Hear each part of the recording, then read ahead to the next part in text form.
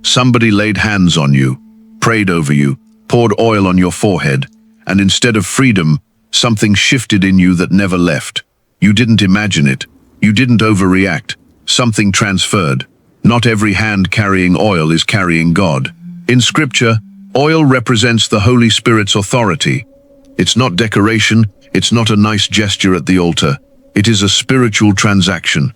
And when the wrong person touches you with it, you are not just receiving a prayer, you may be receiving their spirit. Today I'm showing you 5 specific types of people the Word warns you never to let anoint you. Not because oil is dangerous, because impartation is real, and what's in them will reach for what's in you. Stay until the end, because the 5th one is the one almost every believer has let slide. Before we go deeper into this, I want to share something that's helped me stay anchored while walking through seasons like this. It's a book called The 90-Day Walk with God, the complete guide to transforming your walk with God than ever before in one book. If you've ever felt like your relationship with God has gotten inconsistent, or you're hungry for structure that actually deepens your discernment instead of just your discipline, this walks you through it day by day. It's the kind of resource that helps you recognize what's genuine and what isn't, in your own walk and in the people around you. The link is in the description and pinned in the comments if you want to check it out. Now let's get into this, because discernment is exactly what we need for what I'm about to show you. The first person Scripture warns you never to let anoint you is someone who is unrepentant and unaccountable. 1 Timothy 5:22 says, "Do not be hasty in the laying on of hands, and do not share in the sins of others." That verse is not about ordination ceremonies only, it's about spiritual transfer. When you let someone with unconfessed, unrepented sin lay hands on you, you open a door for what they carry to move onto you. This is why some people leave a prayer line feeling heavier, not lighter. Anointing was never meant to flow from a compromised vessel. Ask yourself honestly, does this person walk in integrity when no one's watching?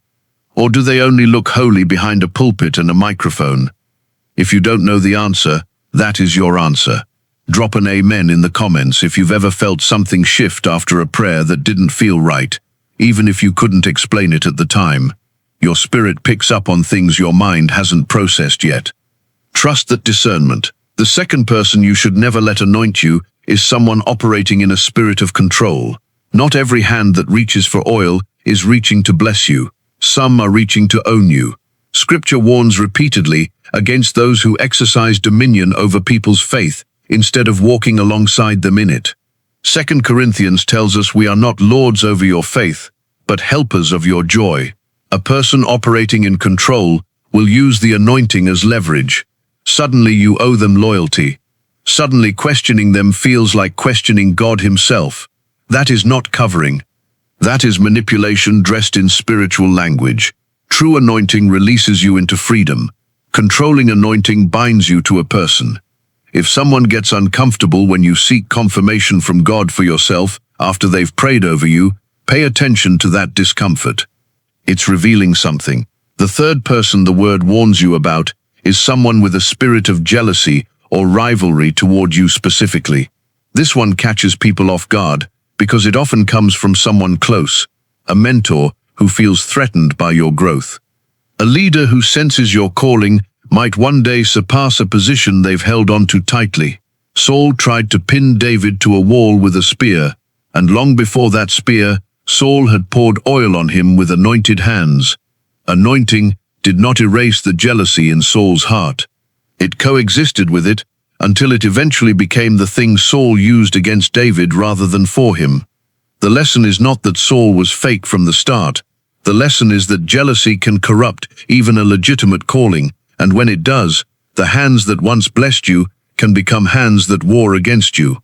If someone consistently competes with you instead of covering you, do not let them speak destiny over your life. Jealous hands transfer jealous spirits. This is exactly why I make videos like this, because the enemy doesn't always come as an obvious attack. Sometimes he comes disguised as someone standing next to the altar. If you want more truth like this landing in your feed before it reaches you too late in real life, subscribe now. Let's build real discernment together, not just religious routine. The fourth person Scripture warns you about is someone who practices divination, sorcery, or mixes occult practice with Christian language. This might sound extreme until you realize how common it has become. Someone speaks in Christian terms, quotes a verse here and there, but their actual practices are rooted in familiar spirits, ancestral rituals, or divination disguised as prophecy. Deuteronomy 18 is direct about this. There shall not be found among you anyone who practices divination or is a medium or necromancer, for whoever does these things is an abomination to the Lord. You cannot mix the true anointing of the Holy Spirit with a familiar spirit and expect purity. Oil poured from hands like that is not neutral. It is contaminated. Test what they say against Scripture, not against how spiritual they sound. Confidence is not the same as truth. Boldness is not the same as holiness. If their fruit doesn't match their words over time, do not let their hands come near your head.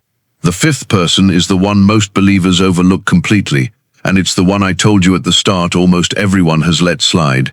It's someone anointing you purely out of ritual, without genuine relationship with God themselves. This is the person who has done it 1,000 times.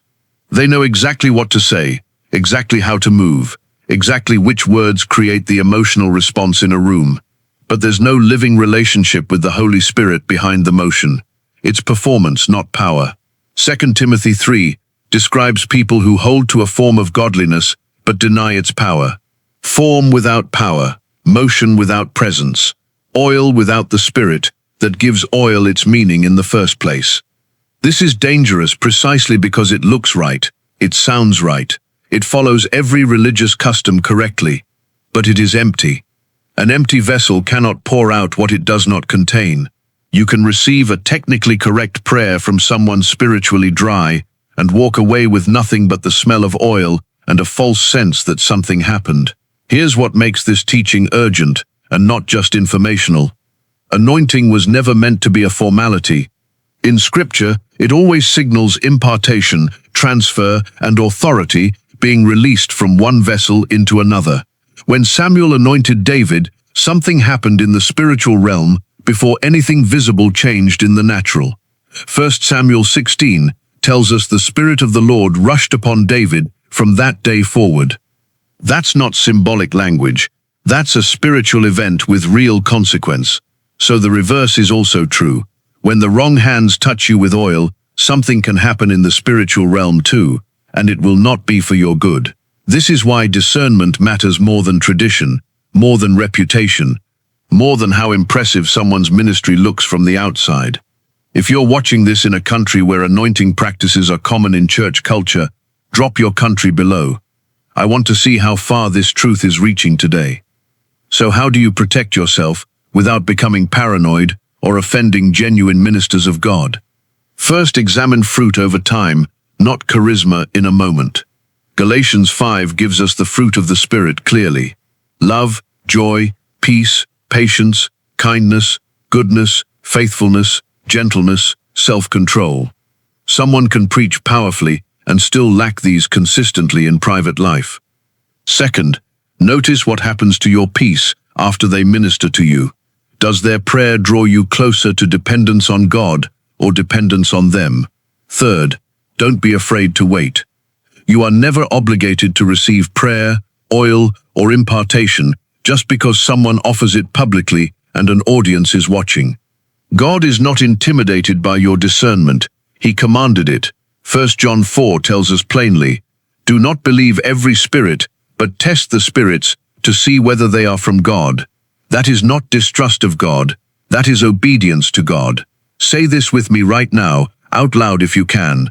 I will not receive impartation from a source I have not discerned. I test every spirit by the word of God, not by charisma, reputation, or performance.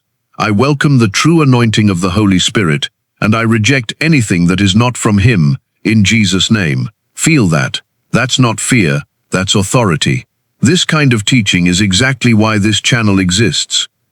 Not to scare you, but to sharpen you, so you can walk through church culture with your eyes open and your spirit protected. If this reached something in you today, subscribe and share it with someone in your circle who tends to receive prayer from anyone without asking questions first. This could be the video that protects them.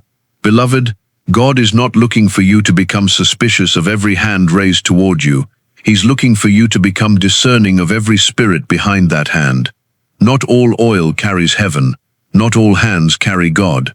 But when the real anointing touches you, from a vessel walking in integrity, relationship, and purity before God, you will know it. Because it will not control you, compete with you, contaminate you, or perform for you. It will free you. Walk in that discernment starting today. Test the spirits, guard what enters you, and never let ritual replace relationship again. God bless you. See you in the next video.